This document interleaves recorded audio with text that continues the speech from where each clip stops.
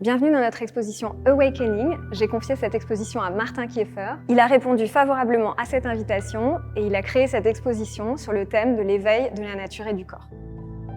Cette exposition se déroule dans nos deux espaces, Avenue Matignon et rue du Mail, pendant 6 semaines jusqu'au 29 avril et elle sera ponctuée de différents événements avec des discussions avec les artistes et les auteurs du catalogue, des visites guidées avec le commissaire d'exposition et des performances.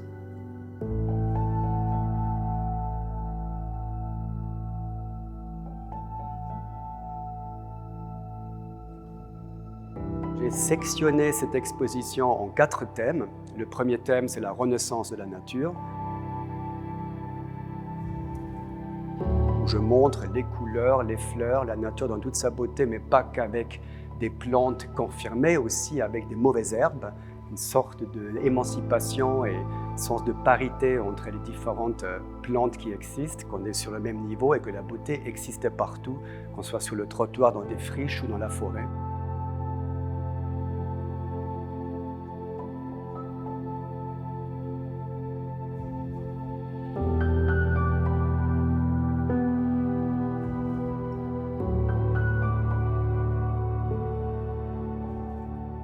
J'ai aussi une section intitulée Néologisme de la nature, où j'ai choisi des artistes comme Nives Vidauer, Robert Combas ou Mireille Gros, qui contribuent à un enrichissement de la faune et la flore en inventant de nouvelles formes de plantes, de nouvelles formes de vie, de figures anthropozoomorphes.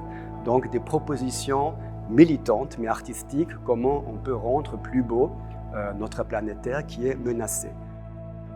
Mon troisième thème, qui est la nature menacée, c'est un travail représenté par Ryan Thabet, avec qui j'ai travaillé au Louvre, qui est un archéologue contemporain, qui a une approche absolument magnifique de traduire sa vision artistique dans des œuvres très souvent monumentales et à la fois minimalistes. Un très grand oléoduc qui évoque toute cette crise autour de l'or noir et les pétroliers et les oléoducs en Russie qui ont pris la main et qui nous ont aussi conduits aujourd'hui dans des situations de crise énergétique.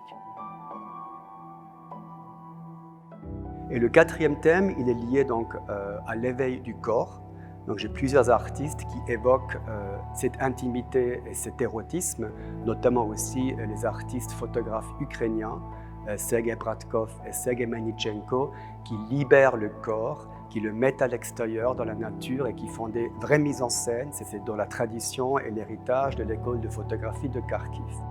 Et j'ai une artiste d'Israël qui s'appelle Roni Landa, qui pour moi est une sorte de synthèse de tous ces thèmes, puisqu'elle fait des fleurs sexualisées, des fleurs sexuées. Donc c'est très érotique, mais très subtil, et c'est une sorte de synthèse de cette idée de l'exposition sur le Awakening.